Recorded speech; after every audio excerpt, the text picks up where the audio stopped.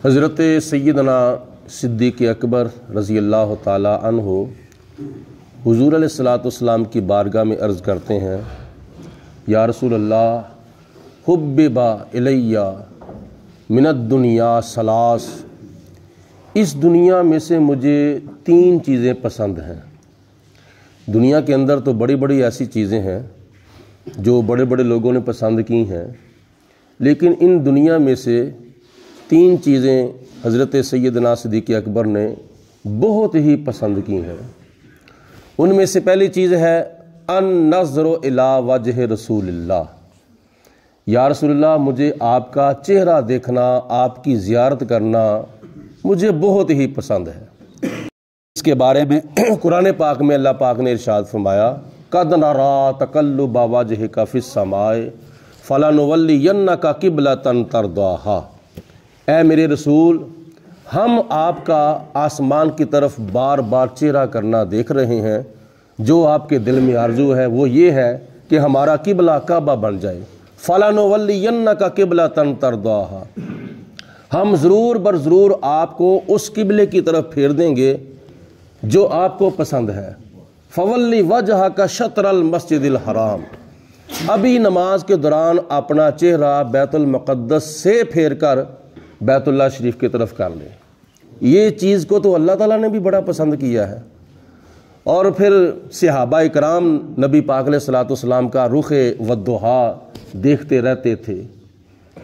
دوسری چیز حضرت صدیق اکبر رضی اللہ تعالیٰ عنہ نے پسند یہ کی کہ وَإِنفَاقُ مَالِي عَلَىٰ رسول اللہ، یا رسول اللہ میرا جو مال ہے نا مجھے آپ کے اوپر خرچ کرنا بہت ہی پسند ہے۔ حضور مجھے آپ حکم فرمائیں میں اپنا مال آپ کے قدموں پر قربان کر دوں۔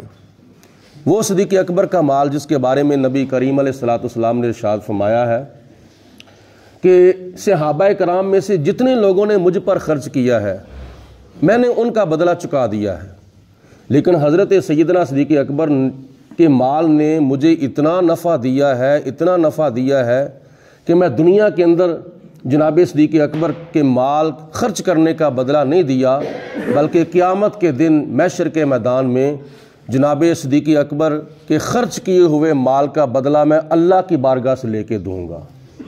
اور دوسرے صحابہ کرام کے مالوں نے مجھے بہت نفع پہنچایا ہے، لیکن جتنا نفع حضرت صدیق اکبر کے مال نے مجھے پہنچایا ہے اتنا کسی کے مال نے نہیں پہنچایا۔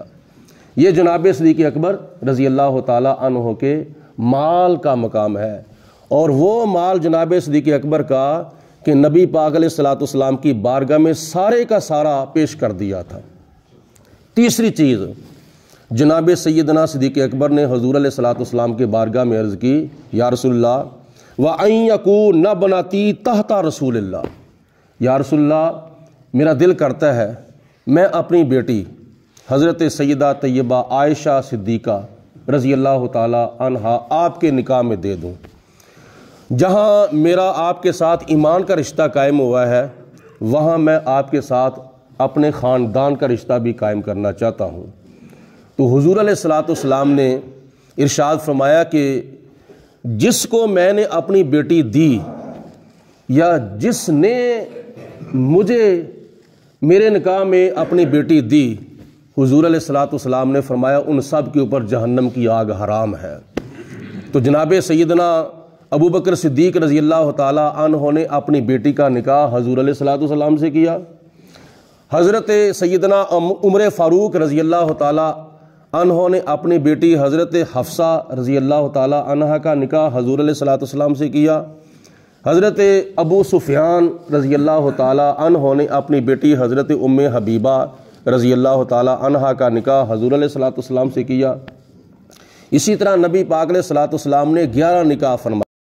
حضور علیہ الصلوۃ والسلام جو بھی بات کرتے ہیں اللہ کے حکم سے کرتے ہیں، تو اللہ کے حکم سے حضور علیہ الصلوۃ والسلام نے حضرت عائشہ صدیقہ کو اپنے نکاح میں قبول فرمایا۔ یہ اللہ تعالیٰ کی کتنی رضا تھی اور کتنی خدا تعالیٰ کی مرضی تھی کہ جس زبان سے اللہ پاک کی ذات کے پیارے حبیب علیہ الصلوۃ والسلام، وہ زبان حضور کی جس کے بارے میں اللہ حضرت فرماتے ہیں وہ زبان جس کو ہر سب کن کی کنجی کہیں، اس کی نافذ حکومت پہ لاکھوں سلام۔ وہ زبان جس زبان سے اگر نکلتا ہے کہ یہ رات نہیں دن ہے تو دن ہو جاتا ہے، اور یہ دن نہیں رات ہے تو رات ہو جاتی ہے۔ یہ میرے نبی علیہ الصلوۃ والسلام کی زبان مبارک۔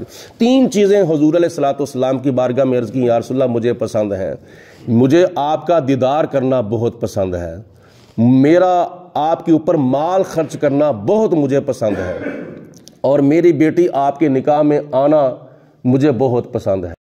الصلاۃ والسلام علیک یا سیدی یا رسول اللہ وعلی آلک و صحابک یا سیدی یا حبیب اللہ۔ الصلاۃ والسلام علیک یا رحمۃ للعالمین وعلی آلک و صحابک یا شفیع المذنبین۔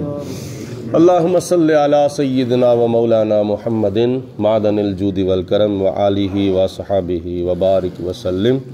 اللہم ربنا تقبل منا انک انت السمیع العلیم وتب علینا انک انت التواب الرحیم۔ الہی بحق کے بنی فاطمہ کے بر قول ایما کنی خاتمہ، اگر دعوت امرد کنی ور قبول منو دست و دامان آل رسول۔ یا پروردگار عالم نبی کریم علیہ الصلوۃ والسلام کے وسیلہ جللہ سے ہماری نماز فجر ادا کرنا اور ہماری دعا مانگنا اپنی بارگاہ میں قبول و منظور فرما۔ الہ العالمین ہمارے تمام فوت شدگان کی، نبی پاک علیہ الصلوۃ والسلام کی ساری امت کی بخشش فرما۔ ہم سب کو مرتے وقت کلمہ پڑھنا نصیب فرما، زندگی شان کی عطا فرما، موت ایمان کی عطا فرما۔ یا الہی رحم فرما مصطفیٰ کے واسطے، یا رسول اللہ کرم کیجئے خدا کے واسطے، مشکلیں حل کر شہ مشکل کشا کے واسطے، کر بلائیں رد شہید کربلا کے واسطے۔